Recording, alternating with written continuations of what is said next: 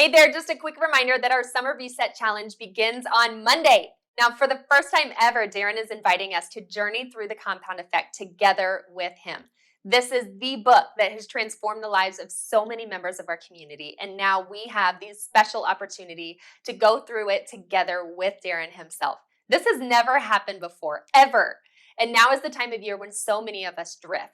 But that doesn't have to be you. So you can choose to step up and be part of the exceptional few that are going through the rest of this year with crazy momentum.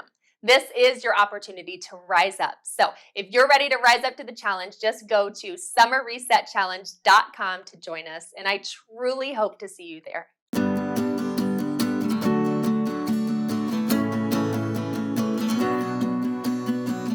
Good morning, my Darren Daily friends. Let me ask you this. Do you think you are in the spotlight? Well, according to you and your perspective, you do. The spotlight effect is the phenomenon in which people tend to believe that they are being noticed more than they really are. Being that one is constantly in the center of one's own world. In other words, if you look around yourself, it kind of looks like the whole world is rotating around you, that you are in fact the center of the universe, and everything and everyone is looking at you. In one test, some students wore a bright, embarrassing yellow Barry Manilow t-shirt to a large introductory psychology class. They then had them estimate how many people in the class they thought had noticed them and their god-awful shirt.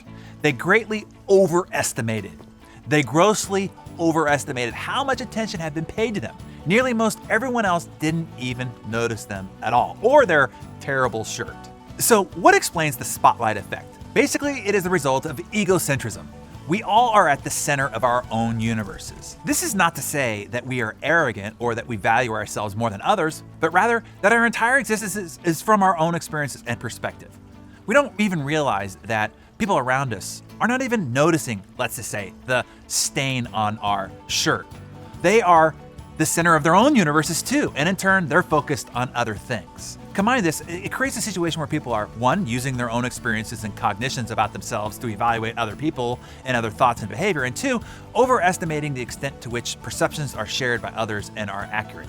So what is the bottom line? What can you take away from all this? Well, first of all, there's no need to blush and run away the next time you embarrass yourself, since you're probably the only one who is really paying attention to yourself and your mishap anyway. But you also have to give people a break when they don't notice your new shirt or compliment you on that really smart comment that you made during a meeting. They aren't paying as close of attention to your appearance and your actions as you are because they're too busy paying attention to themselves. And this relieves a lot of tension and nervousness. People don't notice or care as much as you think. So today, walk into your day, zipper down or not, knowing that people are not as vigilant with their attention to you as you are of yourself. So just relax and do your best.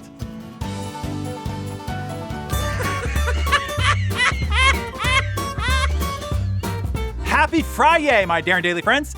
This one was sent in by Darren Daily member Robert Sire. I'm sorry if I missaid your name. So, okay, he says, two buddies, Pierre and Claude, living in Moose Look, Maine, decided that they wanted to go hunting for black bears. They were told that they needed to head into a more populated area in the Rangeley Hills area. As they headed towards the town, after hours of driving out on dirt roads, they finally hit a paved road. Still, pretty desolate area, they came upon a sign on the road that said, "Bear left." Claude turns to Pierre and says, "No need to waste any more time hunting bears. Sign says they're all gone." Wasn't me. Susan Prince sent us this one. A doctor calls his patient on the phone and says, "I have some good news and some bad news." The patient says, "Well, okay, what's the good news?" The doctor says, "You only have 24 hours to live." "Oh, no," said the patient. "Well, what could be the bad news?" The doctor said, "I've been trying to get a hold of you since yesterday." And Phil Morrison sent this one in. True story, he says. Workers from our road construction radio their boss and say, "Hey, we left the shovels at the shop. Can you bring them out with you?" "Oh no," replied the boss.